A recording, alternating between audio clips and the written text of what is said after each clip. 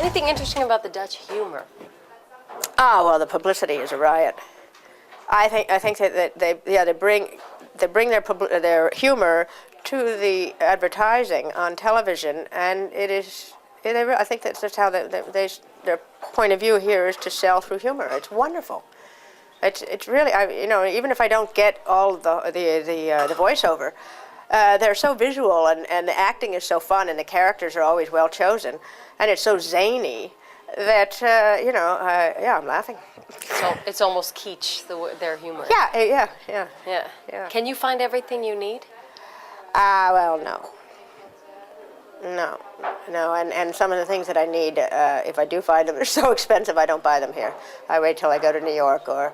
Like what kind of things? Oh, more in the vitamin and alternative medicines and not medicine so much, but herbs, and I take ginkgo and I take herbs for for women's health, and I like to take them in drop form, and it can't be found here. And then, well, we go down. There's also I think Americans would have to realize that this is a very, very tiny country. So in relationship to the huge country that we come from, they're not going to be able to find everything. It's limited. Space is limited, and exporting is more limited also because it's a smaller market, and also possibly because of taste. But a lot, I think, it has to do with, a supermarket there, and at least in Amsterdam, they're pretty small. So when I go to America and I see these huge aisles, and they're, gone for, a mile just for potato chips and all those kind of things, and there's nobody in the aisle. It's bizarre now to me.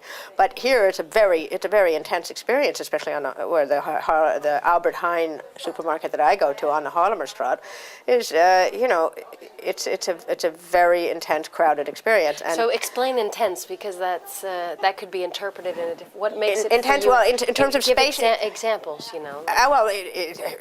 In terms of space, because everything is being cleared off the shelves so quickly, because there are so many people buying, then you have, it's not like the shelves get stocked in the morning and that's enough for the whole day. No, they're being stocked constantly throughout the whole day. So then you're having to maneuver around those boxes and those people, the workers, and then when you get up to the line, it's not like they bag the stuff for you, the cashier. No, that doesn't happen. You bag it yourself. In fact, you better bring your own bag or you had to buy one.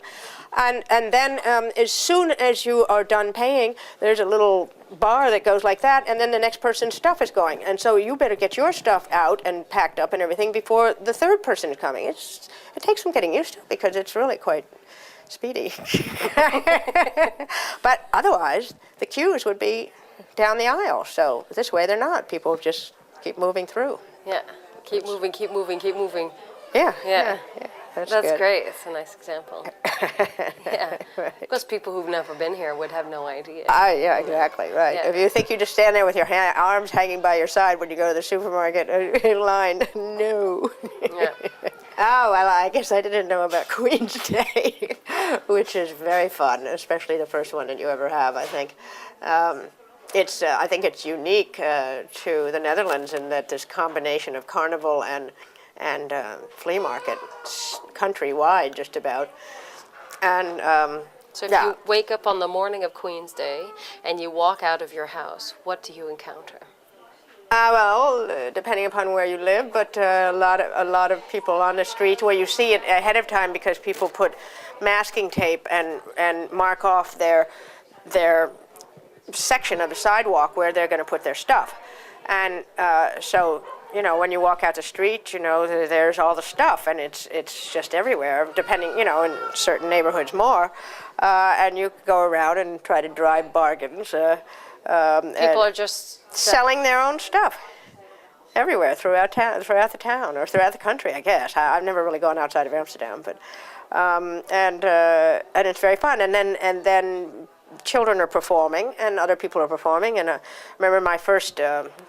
I was living in Watergraafsmeer, which is a part of southeast Amsterdam. That they say Queen's Day there is a little bit more like it was a long time ago in terms of its quaintness. And there was a little girl tapping on a board, and she had her top hat, you know, and they make a lot of money, the children, actually. So everybody's feeling very generous. So, and there was a crazy act where there were all these buckets of water, plastic buckets of water, and a man had organized everybody to do these, to plunge into the water. It made these squeaking sounds, you know, and in rhythm, and there was a drummer. And I just thought it was marvelous because it was not organized in the way that I understand. It didn't feel official. It felt individually inspired. Any of the acts that were happening, you know, and it's crazy. And then people, of course, can drink on the streets, but they don't get really drunk. It doesn't. No, I mean, I've never seen any violence or anything on Queen's Day. It's people seem to know how to hold their liquor and to pace it out. There's no hurry. It's not like in England where they used to have to finish by 11, so they would get really blasted, but and not eat. And I think people here have a more balanced attitude between eating and drinking. They go together and just have a good time and